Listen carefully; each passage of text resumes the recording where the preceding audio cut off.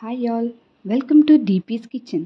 ಬನ್ನಿ, ಇವತ್ತು ನಾವು ಒಂದು ಈಸಿ ಡೆಸರ್ಟ್ ರೆಸಿಪಿ ಹೇಗೆ ಮಾಡೋದು ಅಂತ ತಿಳ್ಕೊಳ್ಳೋಣ. ಇದಕ್ಕೆ ನಾನಿಲ್ಲಿ ಒಂದು ಆ್ಯಪಲ್ ತಗೊಂಡಿದ್ದೇನೆ, ಹಾಗೆ ಒಂದು 4-5 ಟೇಬಲ್ ಸ್ಪೂನಷ್ಟು ಬನ್ಸಿ ರವೆ, ಒಂದು ಸಣ್ಣ ಗ್ಲಾಸಲ್ಲಿ ತಗೊಂಡ್ರೆ ಸಾಕು. ನೀವು ನೋಡಿ, ಫಸ್ಟಿಗೆ ನಾವು ಆ್ಯಪಲನ್ನು ಚೆನ್ನಾಗಿ ತೊಳೆದು ಈ ಥರ ಸಣ್ಣ ಸಣ್ಣ ಪೀಸಾಗಿ ಕಟ್ ಮಾಡಿ ಇಟ್ಕೊಳ್ಳೋಣ. ಈಗ ಆ್ಯಪಲ್ ನಾನು ಕಟ್ ಮಾಡ್ಕೊಳ್ತಿದ್ದೇನೆ. ಇದು ತುಂಬ ಈಸಿ ರೆಸಿಪಿ. ನಿಮಗೆ ಗೋಡಂಬಿ ದ್ರಾಕ್ಷಿ ಎಲ್ಲ ಬೇಕಂತೇನಿಲ್ಲ, ನಿಮ್ಮ ಹತ್ರ ಇದ್ದರೆ ನೀವು ಹಾಕ್ಕೊಳ್ಬೋದು. ಇಲ್ಲಾಂದರೆ ತುಂಬ ಆರಾಮಾಗಿ ಈಸಿಯಾಗಿ ನಮಗೆ ಏನಾದರೂ ಸ್ವೀಟ್ ತಿನ್ನಬೇಕು ಅಂತ ಮನಸ್ಸಾದಾಗ ದಿಢೀರಾಗಿ ಮನೆಯಲ್ಲಿ ಆ್ಯಪಲ್ ಮತ್ತು ರವೆ ಇದ್ದರೆ ಸಾಕು, ಈ ಡೆಸರ್ಟ್ ನೀವು ಮಾಡ್ಕೊಳ್ಬೋದು.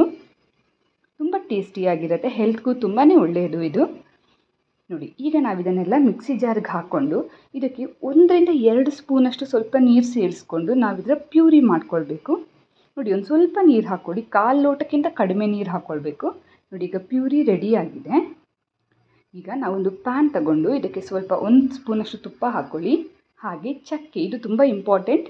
ಈ ಚಕ್ಕೆ ಅಥವಾ ದಾಲ್ಚಿನ್ನಿ ಹಾಕ್ಕೊಂಡು ಸ್ವಲ್ಪ ಫ್ರೈ ಮಾಡಿ ಲೈಟಾಗಿ. ಆನಂತರ ರವೆ ಸೇರಿಸ್ಕೊಂಡು ನಾವು ರವೆನ ಹುರ್ಕೊಳ್ಬೇಕು. ನಾವು ಹೇಗೆ ಕೇಸರಿ ಬಾತ್ಗೆ ರವೆನ ಹುರ್ಕೊಳ್ತೇವಲ್ಲ, ಆ ಥರ ಹುರ್ಕೊಳ್ಳಿ.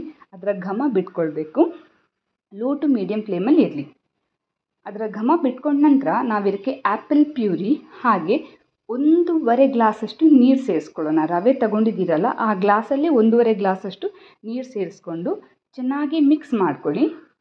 ನೋಡಿ, ಈ ಥರ ಚೆನ್ನಾಗಿ ಮಿಕ್ಸ್ ಮಾಡಿ ರವೆ ಬೇಯಲಿಕ್ಕೆ ಬಿಡಿ, ಮುಚ್ಚಳ ಮುಚ್ಚಿ. ಓಕೆ, ಈಗ ರವೆ ಬೇಯ್ತಾ ಇರಲಿ. ಇದಕ್ಕೆ ನಾನಿಲ್ಲಿ ಶುಗರ್ ಕ್ಯಾಂಡಿ ಸೇರಿಸ್ಕೊಳ್ತಿದ್ದೇನೆ, ಕಲ್ಲು ಸಕ್ಕರೆ.